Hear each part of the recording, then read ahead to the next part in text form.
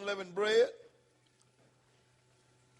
And the Feast of Unleavened Bread, sisters and brothers, came after the Passover, and there is a reason, and we will look into that just a little bit.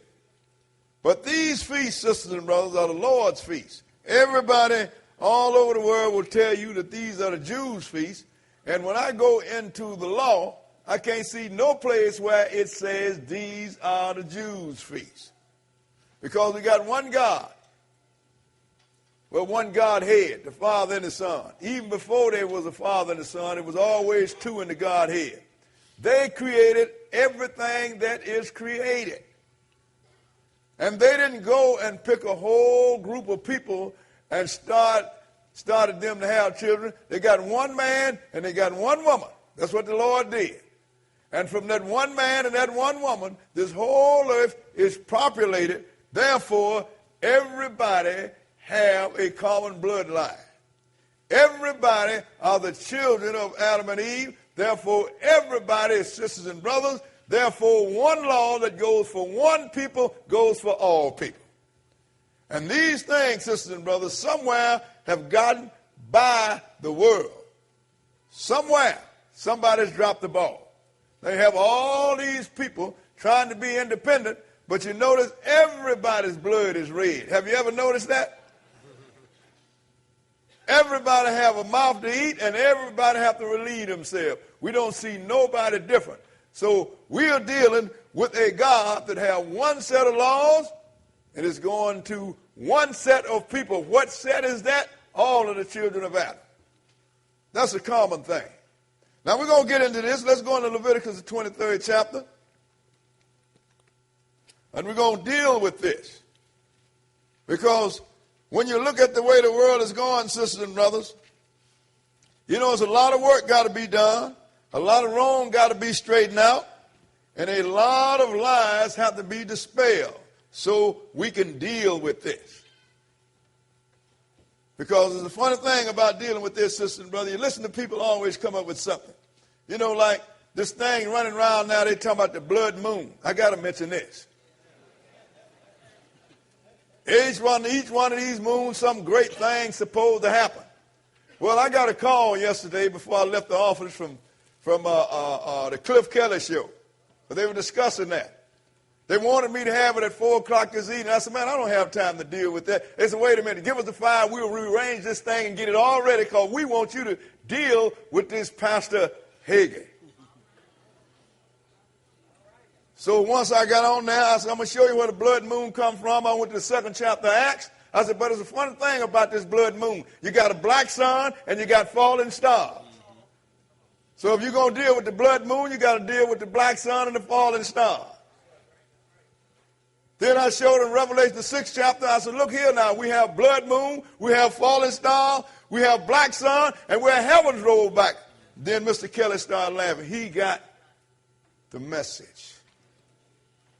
Man, talking about so many, after each one of these, and on the last one, the world's going to end. Yeah, just like, what was that, Y2K?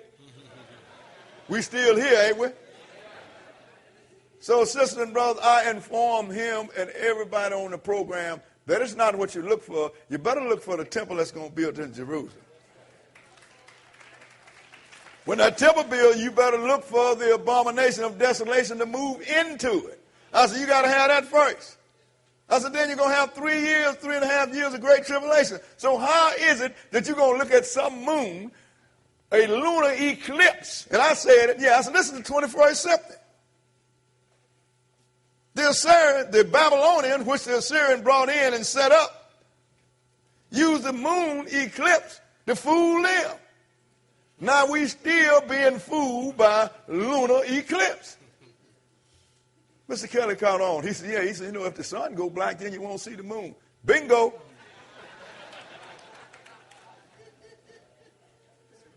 The Lord told us, sisters and brothers, in Jeremiah the 10th chapter, go not in the way of the heathen. Be not dismayed at the signs of the heaven as the heathen are dismayed.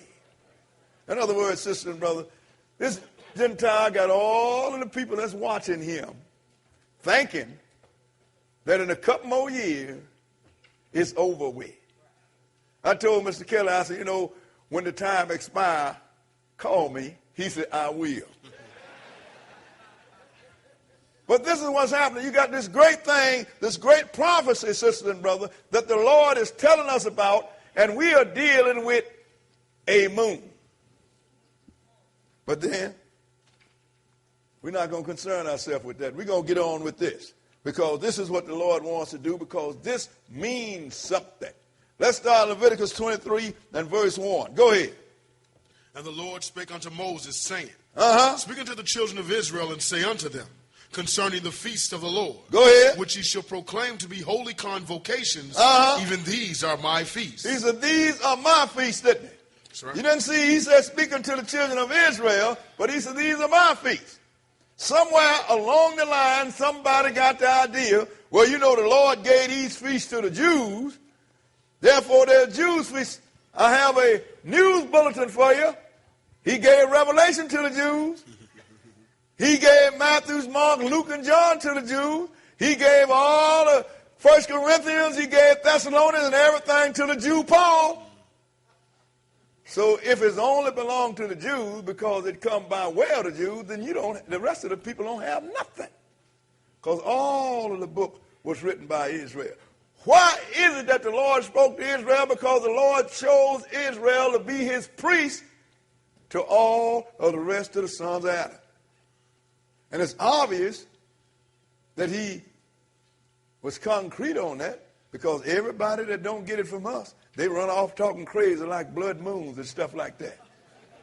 Think about what I'm saying. What verse? We have verse 3. Skip down to verse 4 and read it.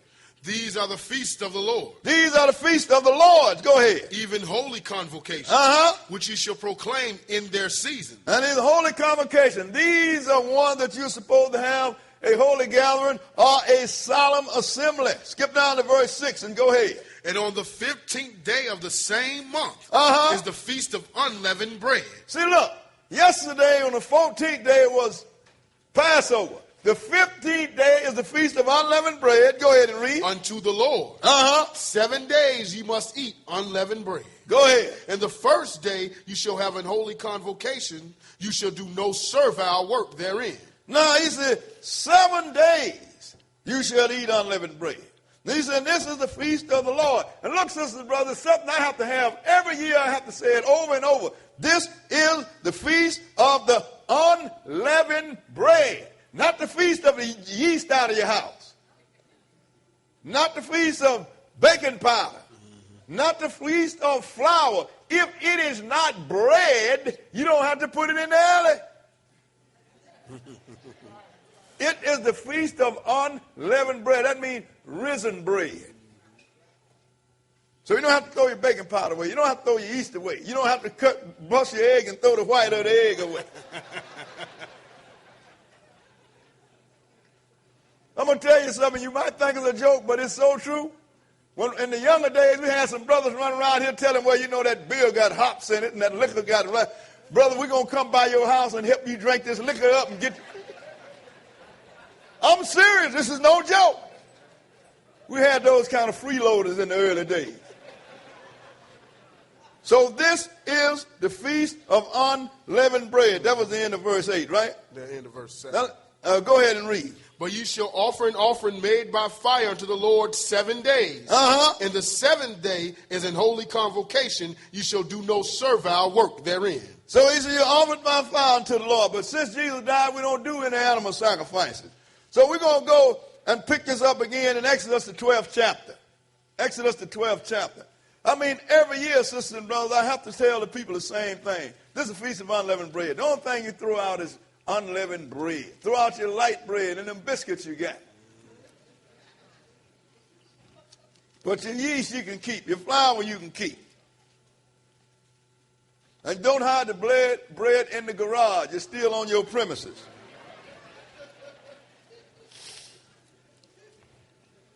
Exodus 12, and we're going to start at verse 15. Exodus 12, and we're going to start reading at verse 15. Okay, go ahead. 7 days shall you eat unleavened bread. Even the first day you shall put away leaven out of your house. Go ahead. For whosoever eateth leavened bread from the first day unto the 7th day, that soul shall be cut off from Israel. See, 7 days, and it's absolute. Everywhere it tells you 7 days you should eat unleavened bread. The reason I want to hop on this a little bit, because some people think that the Feast of Unleavened Bread is 8 days. If it is 8 days, then the book would have said 8 days. But you eat unleavened bread with the Passover because you don't eat no leavened bread with none of the Lord's sacrifice. But that don't mean you eat unleavened bread for 8 days. Because the number means something. The 7 days of unleavened bread represent the same 7-day week. It represents the 7 days of tabernacle. That represents the time that God gave man since the day that he was created, 7,000 years. After that is over with, then there is no more man. And why is it that you think leavened bread come after Passover? Because leaven, it represents sin, sisters and brothers. So once Jesus died, or the lamb was killed, you was under the blood of the lamb, therefore it had washed your sins off, now you were sin free. So the Lord says, see if you can do something the rest of the week without committing sin. That's talking about the rest of your existence. So you can't have sin free before the sin offering. Y'all understand what I'm saying? You can only be sin free after the sin offering, because man is born in sin. Man, if he get over 10 years old, commit sin. So Jesus' blood cover all of us, sisters and brothers. So once you are under the blood, that means that you are sin-free. Not, I'm not talking about people that's going to break the law willfully. But do you understand what's going on? Your sins had to be washed away. So now the Lord said, look, I done washed your sins away, therefore you should go the rest of your existence without sinning willfully. Go ahead and read. What verse? Verse 16. And in the first day there shall be a holy convocation. Go ahead. And in the 7th day there shall be a holy convocation to you. Now this is a holy convocation. This is a holy gathering, sisters and brothers. Because when Israel went up, we think place, we think location. But when everybody, in the old days, everybody from all over went to Jerusalem. Everybody was not having a holy gathering. Only on these 2 days, when everybody come from their personal picnics or whatever they have, and they came together on this holy day. First day, a holy convocation or a holy assembly. And the 7th day, go ahead and read. No manner of work shall be done in them, save that which every man must eat. Go ahead. That only may be done of you. Now the Lord tell you ain't supposed to work on this day.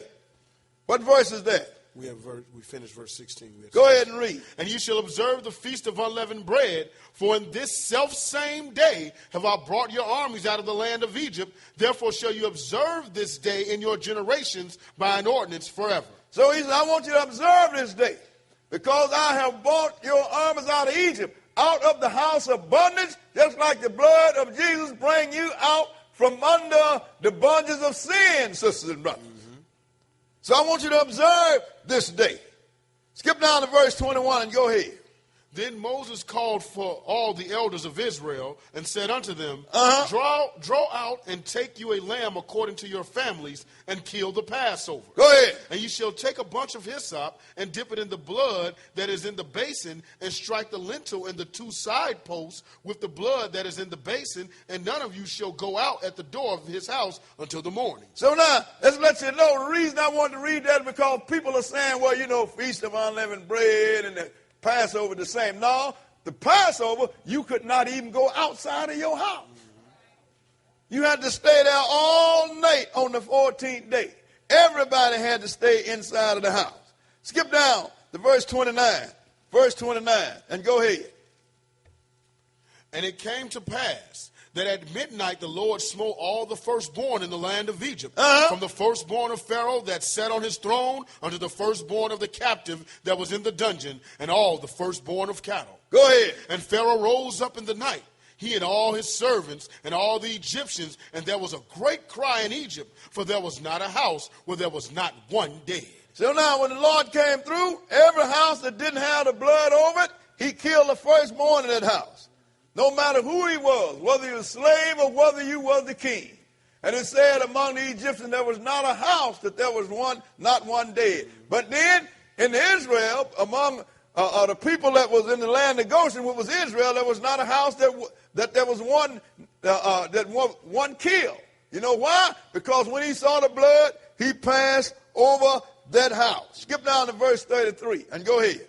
And the Egyptians were urging upon the people that they might send them out of the land in haste. Go ahead. For they said, we be all dead men. I guess so. But after the Lord destroyed Egypt and killed the firstborn, go ahead and read. And the people took their dough before it was leavened, their kneading troughs being bound up in their clothes upon their shoulders. Now look at what it said now. And the people took their dough before it was leavened. It's not that it didn't have the agents in it to make it leavened. They didn't have time to wait on it for it to rise. Y'all understand? So it's not what's in the bread. It is how thick the bread is. That's what leaven means. Risen bread. So they took it before it was leavened. And skip down to verse 39 and let's see what happened. Verse 39. Go ahead. And they baked unleavened cakes of the dough which they brought forth out of Egypt. Why is that? For it was not leavened, because they were thrust out of Egypt and could not tarry, neither had they prepared for themselves any victual. So that's why they break unleavened bread, sisters and brothers. Because they were thrown out of Egypt and they didn't have time to wait until the bread rose. So it could have had yeast in it or whatever, but it did not have time to make the bread rise. That's why it is called the Feast of Unleavened Bread, not the Feast of Unleavened Yeast. Am I finally making this connection? I hope so, because I have to deal with the same thing every year. I get 1,000 phone calls. Now let's go into Deuteronomy the 16th chapter. Deuteronomy the 16th chapter. I tell people all the time, why don't you just read the book and accept it just the way it is? You'll be surprised at what you learn if you just read right on the line.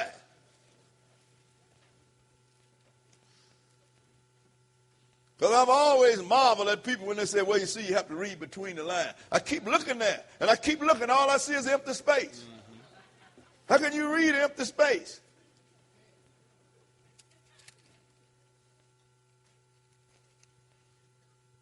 The Lord tell you in Isaiah 28, line up on line.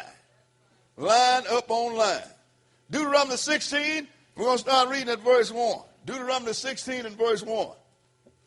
Okay, go ahead. Observe the month of Abib and keep the Passover unto the Lord thy God. For the month of Abib, the Lord thy God brought thee forth out of Egypt by night. He letting you know, this is the month he brought you out of Egypt by night. Go ahead. Thou shalt therefore sacrifice the Passover unto the Lord thy God of the flock and the herd in the place which the Lord shall choose to place his name there. Go ahead. Thou shalt eat no leavened bread with it. 7 days shalt thou eat unleavened bread therewith, even the bread of affliction. For thou camest forth out of the land of Egypt in haste, that thou mayest remember the day when thou camest forth out of the land of Egypt all the days of thy life. Now look, sisters and brothers, people read this and they put them together. But we read other places where they couldn't even come out of the house on the Passover. Isn't that correct? That's right. So how can you not come out the house and then go cross the Red Sea at the same time? So this look like it reads together, but that's why you get understanding, so you will have to make the separation. By reason of fact of your understanding. That's why the Lord tell you, get wisdom and knowledge, but with all your getting, get understanding. If a guy's laying down, you can't say he's jumping up. That's right. He is laying down. How do you know he's laying down? Because he's laying down. Go ahead and read what verse? Verse 4. And there shall be no leavened bread seen with thee in all thy coasts 7 days. Neither shall there anything of the flesh which thou sacrificest the first day at evening remain all night unto the morning. Now, he's talking about in that the flesh, he's talking about the sacrificial lamb on the first day at evening. That was talking about the Passover. Why is it that there was no flesh to be left? If you didn't eat it all, you had to burn it up. Because when they went to the sepulchre, the women didn't find nobody in there. That's what I tell people all the time. I say, use that big brain God gave you. When you go to the funeral, you look at that Miss Jones in the casket and let some preacher tell you that that's not Miss Jones. She done made her homecoming. I said, wait a minute. When they went to the sepulchre and Jesus was gone, how much of Jesus did they find there? No. Well, then why shouldn't Miss Jones be the same thing if she gone where he is? Come back, Miss Jones, you left your body. Absurd, sisters and brothers. So you're supposed to leave none of the lamb that represented Jesus until the next morning. Skip down to verse 8 and go ahead. 6 days thou shalt eat unleavened bread. Now we're going to pay some attention to this. The reason it is because sometimes people don't understand that all feasts are solemn assemblies. It says 6 days thou shalt eat unleavened bread. Go ahead.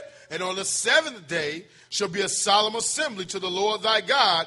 Thou shalt do no work therein. And on the 7th day shall be a solemn assembly to the Lord your God, and you should do no work therein. Is this telling you that you can eat unleavened bread for 6 days, and on the 7th day you don't do nothing else? You don't eat it anymore? No, it's only telling you you have to have a solemn assembly, but you still have to eat the bread the 7th day, and you still have to have a feast on that 7th day. Let's go into Exodus the 14th chapter. Exodus the 14th chapter. Sometimes we just need to read. You'd be surprised at the stuff you find when you read. Brothers ask me sometimes, and sometimes sisters, Brother Boy, how do you know so much? I read. That's how you find out about stuff. You read. Well, if I read what will happen to me, then you'll know so much. Everybody want to be special. Everybody want to make people special. Even Jesus would allow himself to be called good when he was in this flesh. But you do so, you read. You read the same thing I read, and when you read as long as I read it, you will know what I know. Lord gave us all a mind, and everybody's mind functions the same way. It will absorb whatever you put in it, but you got to put something in it. Verse 1, Exodus 14 and 1. Okay, go ahead. And the Lord spake unto Moses, saying, Speak unto the children of Israel that they turn and encamp before Pihahiroth, between Migdol and the sea over against Baal-Zephon. Before it shall ye encamp by the sea. Go ahead. For Pharaoh will say of the children of Israel, they are entangled in the land, the wilderness hath shut them in. Now see, the Lord is setting Pharaoh up because he wants to do one more thing to him. He said, I don't want you to go directly. I don't want you to go by way of the Philistines because they're going to start a fight with you. I want you to go this way because I want Pharaoh to think that y'all done lost your way. I got something for him. Go ahead and read. And I will harden Pharaoh's heart, that he shall follow after them. And I will be honored upon Pharaoh and upon all his hosts, that the Egyptians may know that I am the Lord, and they did so. Go ahead. And it was told the king of Egypt that the people fled, and the heart of Pharaoh and of his servants was turned against the people. And they said, Why have we done this, that we have let Israel go from serving us? See now, the Lord has destroyed Egypt, but the Lord is still manipulating the head of Pharaoh, sisters and brothers. Now all of a sudden, the people going, all of a sudden, oh no, we didn't let our free labor go. We can't have this. Go ahead and read. And he made ready his chariot and took his people with him. So Pharaoh got together and took his army with him. Skip down to verse 10. Verse 10 and go ahead. And when Pharaoh drew nigh, the children of Israel lifted up their eyes, and behold, the Egyptians marched after them. Now, when the children saw the Egyptian, all of a sudden they're afraid. I'm going to tell you something, boy. These people didn't have no faith. I see why none of them got out of the wilderness. The Lord done did everything to the Egyptian. Now you see the Egyptian coming. If you had the faith of a mustard seed, you wouldn't be afraid. You'd be said, okay, the Lord decided he wanted to kill some more. Because that's what it come down to. Right. Finish that verse. And they were sore afraid, and the children of Israel cried unto the Lord. Now skip down to verse 13 and go ahead. And Moses said unto the people, Fear ye not, stand still, and see the salvation of the Lord. He had to tell them, don't fear, stand still and see the salvation of the Lord. It just had to have another look Go ahead and read. Which he will show to you today. For the Egyptians whom ye have seen today, you shall see them again no more forever. He said, now look, I'm going to tell you something. You get a good look at them because you ain't going to ever see them again. Because the Lord had to decide to drown that whole Pharaoh's army. Because Pharaoh and the Egyptian had done a lot of damage to Israel over the years. And there's one thing about this God of Israel that I have found out. When you owe him, he is going to collect. Skip down to verse 19. Verse 19, and go ahead. And the angel of God, which went before the camp of Israel, removed and went behind them. And the pillar of the cloud went from before their face and stood behind them. Now the Lord and his angel was there. He had the angel go and stand between Israel and the Egyptian, and the cloud went on there and stood before him. Because the Lord wasn't having no stuff. Let's show you what he did. Go ahead and read. And it came between the camp of the Egyptians and the camp of Israel. And it was a cloud and darkness to them, but it gave light by night to these. So that the one came not near the other all the night. Now the Lord did something there. He made it light in front of Israel, but that was dark. There was the night of the 15th of the month Abib. But he gave them light so they could get in place to go where they're going, but he kept it dark at the Egyptians all night long because it took the Lord that long, for whatever reason, I don't question, to split the sea. Go ahead and read. We're going to show you that. Go ahead. And Moses stretched out his hand over the sea. And the Lord caused the sea to go back by a strong east wind all that night. And made the sea dry land, and the waters were divided. So now Israel was in the daytime looking all night while the Lord had that east wind just spread that sea out and dry the ground. And the Egyptian was in the dark. They couldn't move. And I know when the Lord make it dark, I mean he make it dark. You can find one of the curses that the Lord made it so dark until nobody moved out their place because they couldn't even see a foot ahead of it. So it had to be that kind of dark to keep them from advancing on Israel. Now they waiting for the daylight to attack Israel, and Israel is in the daylight watching the Lord separate the waters and split the sea all night long. That had to be a sight for sore eyes. But he was doing it. What verse? Yeah, verse 22. And the children of Israel went into the midst of the sea upon the dry ground. And the waters were a wall unto them on their right hand and on their left. Go ahead. And the Egyptians pursued and went in after them to the midst of the sea, even all Pharaoh's horses, his chariots, and his horsemen. Look, sister and brother, that let me know that the Lord was manipulating the mind of Pharaoh in his own army. Because ain't no way in heck I would have went in the sea after them people that won on each side. That let me know, hey, he got something up his sleeve. I'm sorry, Pharaoh, but then if God is manipulating your head, and he do that, you know what that's called? Reprobate. You done crossed the line. Only thing you have now is death. The Lord did it to Eli's son. That's right.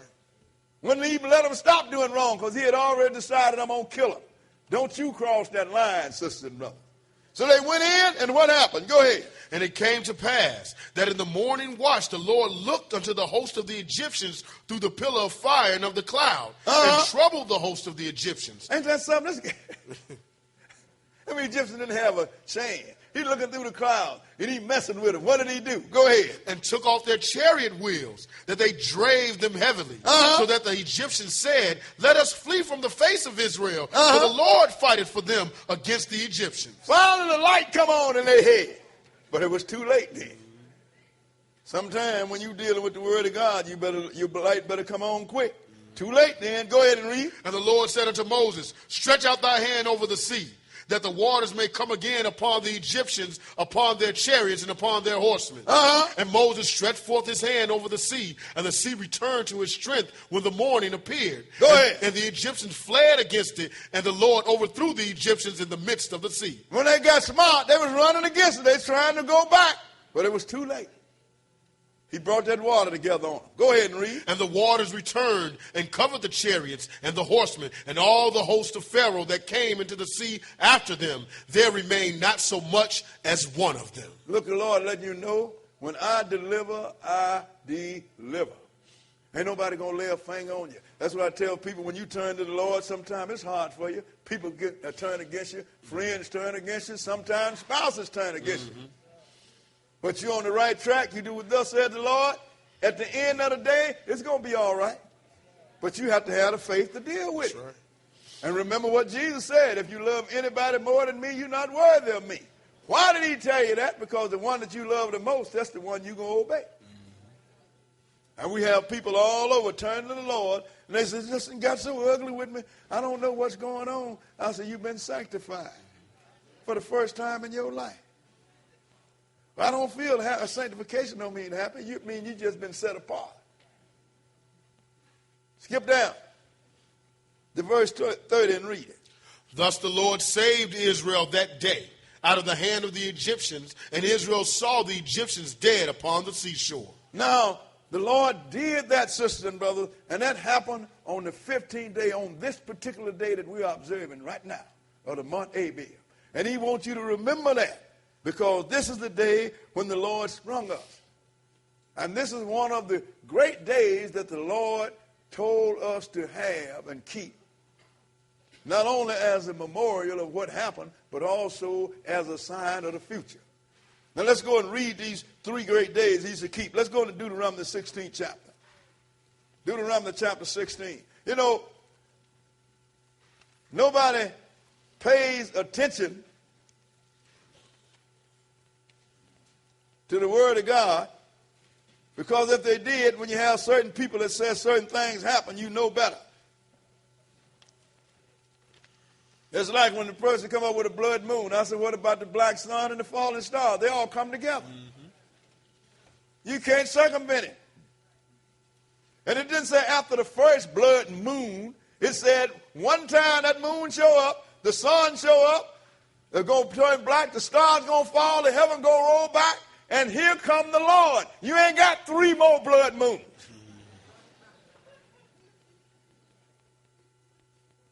You only have the one. And when you see that, the jig is up. Well, I see me one. I got 3 more before the end of the world. I can't read that. You can't read that. That just show you.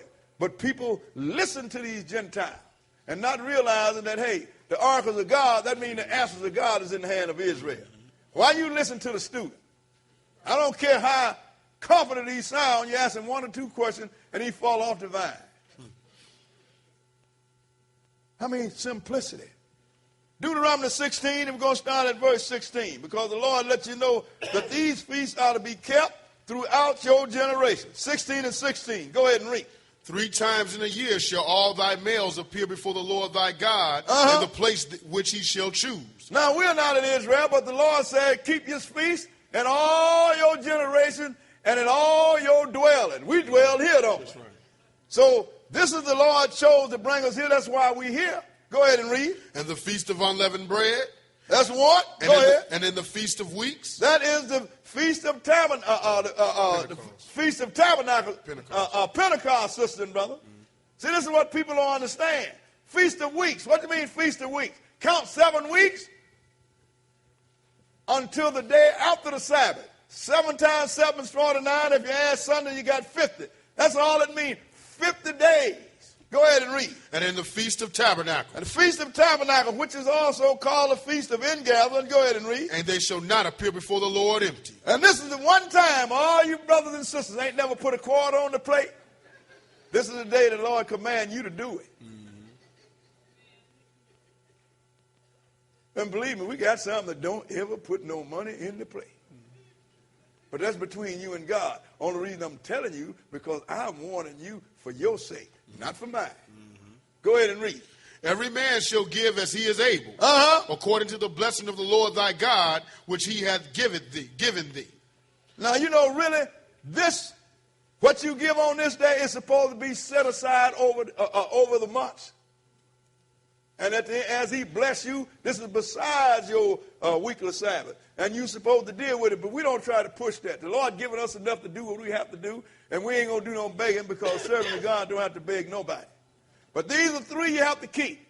Feast of Unleavened Bread, Feast of Weeks, which is the Feast of Pentecost, and the Feast of Tabernacle. That's why when all of the people was together on the day of Pentecost, sisters and brothers, it was just like it is now. They said that's the Jews' thing.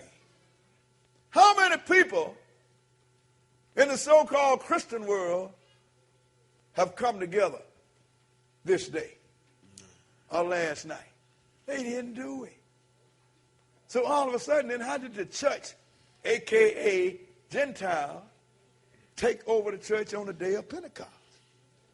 It wasn't not one there, sisters and brothers. Why wasn't there? Was one there because they had the same thing that they're talking about today. This is the Jews' feast. These are not the Jews' feast. These are the Lord's feast.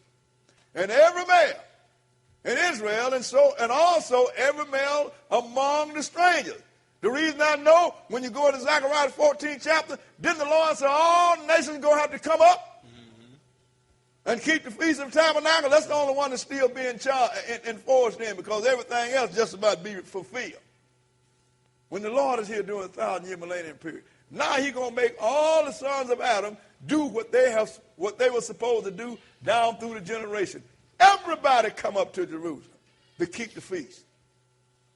Not just Israel. So let's look at a guy that was going to keep the feast. Let's go into Acts the 8th chapter. Because at this time, sisters and brothers, there's certain thing that you read in the Bible, then it tells a great story. But in order for you to get the great story, you have to read it, don't you? Acts the 8th chapter. We're going to start reading at verse 26. Acts 8 and 26. Acts the 8th chapter, and we're going to start reading at verse 26. This is when the angel was going to talk to Philip, but we ain't going to deal with the angel now in the spirit. We're dealing with something else. Sometimes you read the same thing, but you're dealing with something else. Verse 26. Verse 26. Go ahead. And the angel of the Lord spake unto Philip, saying, Arise, and go toward the south unto the way that goeth down from Jerusalem unto Gaza, which is desert. Go ahead. And he arose and went, and behold, a man of Ethiopia, an eunuch of great authority under Candace, queen of the Ethiopians. So when he ran there, he saw an Ethiopian eunuch coming. What was he doing? Go ahead and read. Who had the charge of all her treasure, and had come to Jerusalem for to worship. Come to Jerusalem for to worship. That's Remember, right. This is the Jews' thing. What is the Ethiopian doing there? He shouldn't have been there. But go ahead and read. Was returning and sitting in his chariot read Isaiah the prophet. Then the Spirit said unto Philip, Go near and join thyself to this chariot. And Philip ran thither to him and heard him read the prophet Isaiah and said, Understandest thou what thou readest? Now look, sisters and brothers, one thing I know is about Israel. If the Lord or an angel asked them to do something contrary to what they've been told not to do, they raise in protest. Like when the Lord had all that sheep come down with all them four-legged beasts and told Peter, Rise, slay, and eat. Peter said, Not so, Lord. I never ate nothing uncommon unclean in my life. When he did the prophet, I think it was Ezekiel, he had him on one side and told him to eat some human dung. Lord. He said, I'm going to give you cow dung. Okay. So when Philip jumps up in this wagon, he did something. I'm going to show you that the Lord told him not to do. But finish that. We're in verse 31. Read it. And he said, How can I, except some man should guide me? And he desired Philip that he would come up and sit with him. The place of the scripture which he read was this. Go ahead. He was led as a sheep to the slaughter, and like a lamb dumb before his shearer. Go ahead. So he opened not his mouth. And his humiliation, his judgment was taken away. And who shall declare his generation? For his life is taken from the earth. And the eunuch answered Philip and said, I pray thee, of whom speaketh the prophet this? Of himself or of some other man? Then Philip opened his mouth and began at the same scripture and preached unto him Jesus. Then Philip jumped up and started preaching Jesus. Don't you know, sisters and brothers, that the Lord, when he left, told Israel to go not in the way of the Gentiles, neither go into Samaria, Actually, nobody else, because he said, but go rather to the lost sheep of the house of Israel. But this guy's up in the wagon teaching Ethiopians. Think about it. Think about it. I can hear all this conversation up here, brothers. Well, let me show you something here. Since we're in Acts, I'm going to take a quick detour. Let's go into Acts 11 chapter. Acts chapter 11. And we're going to start at verse 19. You know, then you had Stephen, which was appointed over the household of the Greek women at certain tables. Him and Philip was appointed at the same time. Mm-hmm. But now, they stoned Stephen to death. They caught him and tried to deal with him in the book, and he beat him up, and they stoned him to death.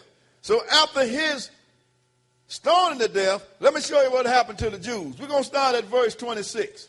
I'm sorry, at verse 19.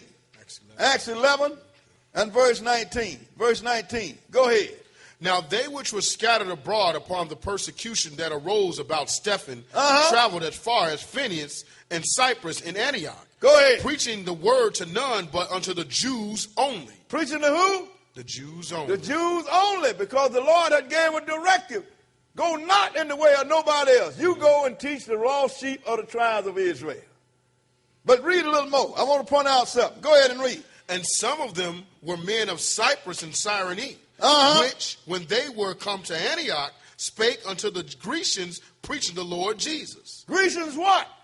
Grecian Jews. Just like I am an American citizen, but I'm an Israelite. Mm-hmm. So these guys weren't speaking to nobody, preaching to nobody but Israelites. So why is it that Philip jumped up in this carriage and preached to this Ethiopian? Because the Ethiopian was an Israelite. He was coming back from Jerusalem and keeping the law. All males are supposed to go up 3 times a year. And I mean all males kept it. Let's go and show you about Paul. People try to kill everything with Paul. Now let's go to Acts the 18th chapter. Acts chapter 18. And we're going to start at verse 18. Acts 18 and verse 18. Now this is Paul in his travel. He is trying to keep the law.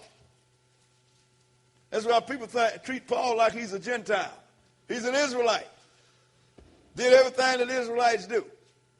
And he taught the Gentiles, and they were supposed to do everything that Israelites do. Except for he dropped the ball on the circumcision, but we ain't going to beat up on him for that today. Verse 18, go ahead. And Paul, after this, tarried there yet a good while, and then took his leave of the brethren, and sailed thence into Syria. And with him Priscilla and Aquila, having shorn his head in Centuria, for he had a vow. See, Israel used to do that. They make a vow, and they shave their head until the vow is fulfilled. Mm-hmm. Then they let their hair grow back.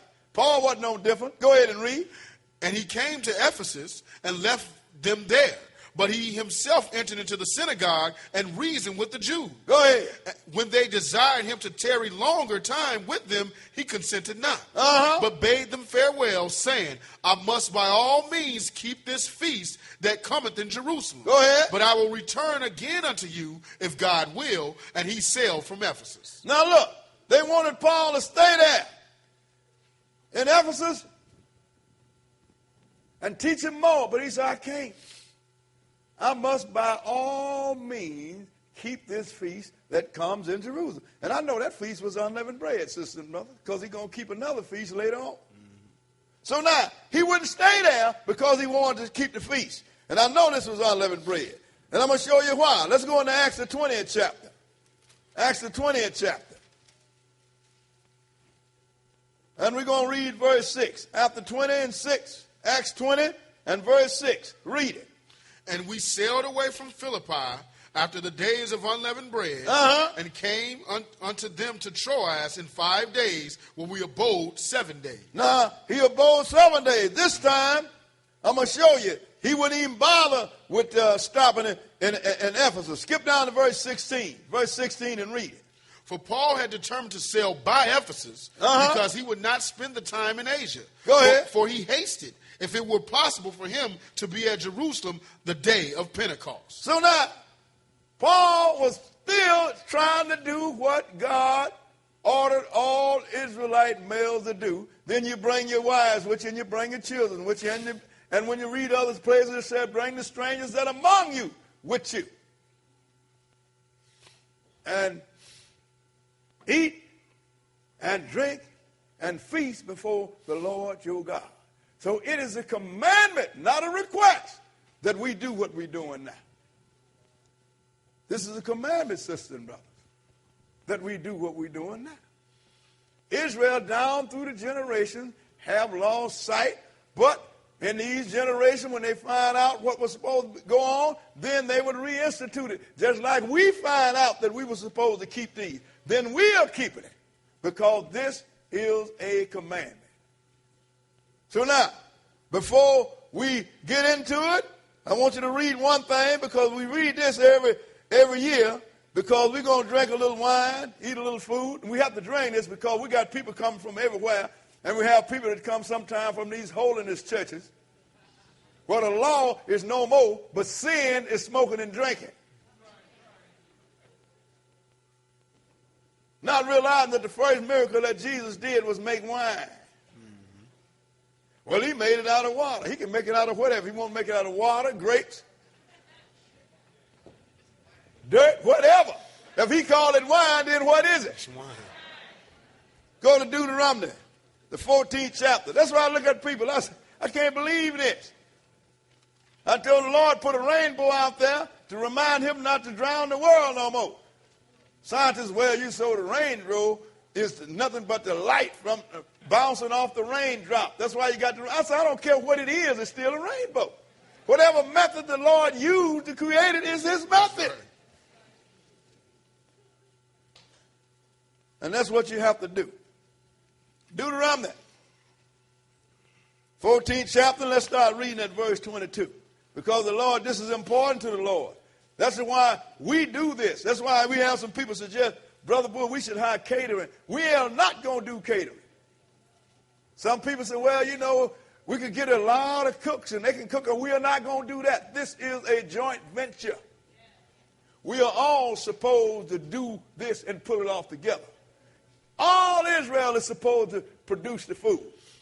Not hire somebody to do it or put it on a bunch of professionals. This is your job. You don't know how to cook? Learn how and be ready next year.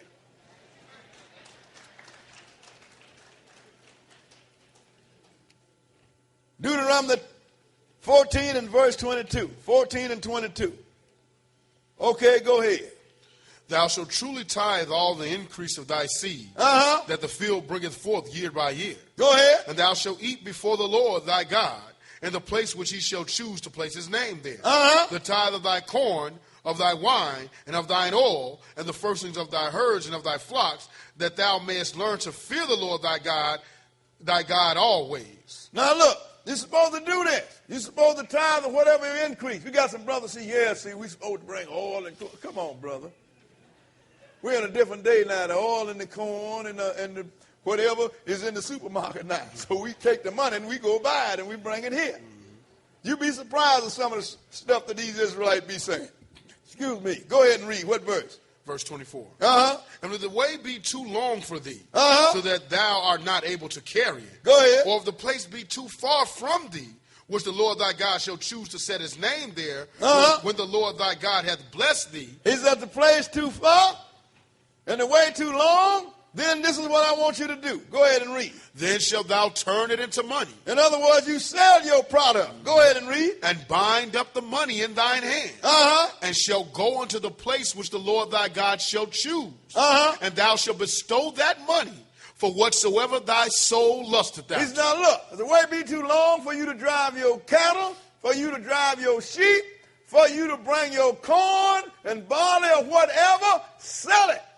And once you get to the place that you're going to hold the feast, then you use that money to buy whatever your heart lusts for. Go ahead and read. For oxen. For oxen. Or for sheep. For sheep. Or for wine. For wine. Or for strong drink. Or for Jack Daniel. Finish that. Or for whatsoever thy soul desireth. And thou shalt eat there before the Lord thy God, and thou shalt rejoice, thou and thine household. Now, we just read on the line, didn't we? That's right.